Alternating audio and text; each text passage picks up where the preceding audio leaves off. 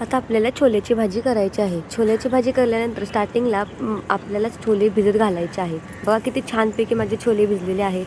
नंतर खडा मसाला घ्यायचा आहे. नंतर कुकर आहे ना आपला गॅसवरती ठेवून एकदम मीडियम आचेवरती तेल टाकून नंतर आपण त्याला पूर्णपणे कडक करून घ्यायचं आहे तेल. त्याच्यामध्ये आपल्याला जो खडा मसाला दाखवलेला आहे तो खडा मसाला ह्याच्यामध्ये टाकून घ्यायचा आहे. खडा मसाला टाकल्यानंतर आपण पूर्णपणे हा लालसर होईपर्यंत भाजून घ्यायचा आहे. नंतर त्याच्यामध्ये छोले टाकून घ्यायचे आहेत. पूर्णपणे भिजलेले जे छोले आहे सकाळी भिजत घातलेले मी संध्याकाळी छोले केलेले आहेत बघा. त्याच्यावरती आपल्याला हळद टाकून घ्यायची आहे. हळद 1 चम्मच हळद, अर्धा चम्मच आपण हळद टाकून घ्यायची आहेत. अर्धा चम्मच हळद टाकल्यानंतर आपल्याला पूर्णपणे त्याला हलवून घ्यायचं आहे. हलवून घेतल्यानंतर आपण पाणी 1.5 तांबे पूर्णपणे पाणी टाकायचं आहे. पाणी टाकल्यानंतर आपण 3 शिट्ट्या होईपर्यंत शिजवून घालायचं आहे. आमचे फौजी आले होते त्या टायमिंगला. फौजींनी वास एवढा छान आल्यानंतर फौजी म्हणले की काय बायको आज काही चिकन बनवले की काय.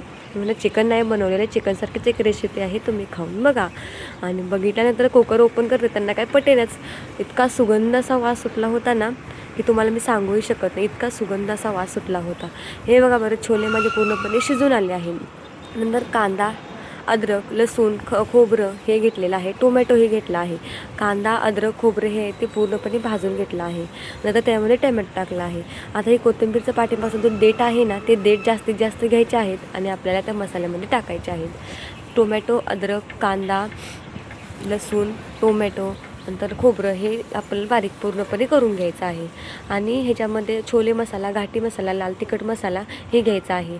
नंतर आपल्याला कुकरमध्ये पूर्ण तेल 3 ते 4 चमचे तेल ओतून त्याच्यामध्ये आपल्याला मसाला भाजून घ्यायचा आहे. मसाला भाजल्यानंतर आपण पूर्ण छान असा तेल सुटोपर्यंत मसाला सुटला पाहिजे. असं एवढा छान सुगंध वास सुटला पाहिजे. आणि त्याच्यानंतर आपल्याला जो मसाला दाखवला होता ते मसाले टाकून घ्यायचे. मसाल्यामध्ये मसाला टाकल्यानंतर आपल्याला टाकायचं पूर्णपणे तेल सुटलेलं दिसून येईल. तेल सुटल्यानंतर आपल्याला मग दिसून येते बघा तुम्हाला तेल सुटलेलं पूर्णपणे. आता जो आपण हा केलेलं स्टार्टिंगला जे येण्याचं पाणी होतं छोल्याचं ते आपल्याला त्याच्यामध्ये टाकायचं आहे. बघा किती छानपैकी आपल्याला तेल सुटलं आहे मसाल्याला. एवढा छान मसाला भाजून घ्यायचा आहे. नंतर तुम्हाला हे छोला पूर्णपणे शिजलेला आहे तो त्याच्यामध्ये टाकून घ्यायचा आहे. टाकल्यानंतर किती छान अशी उकळी येऊन फुटते बघा तुम्हाला दिसून येईल.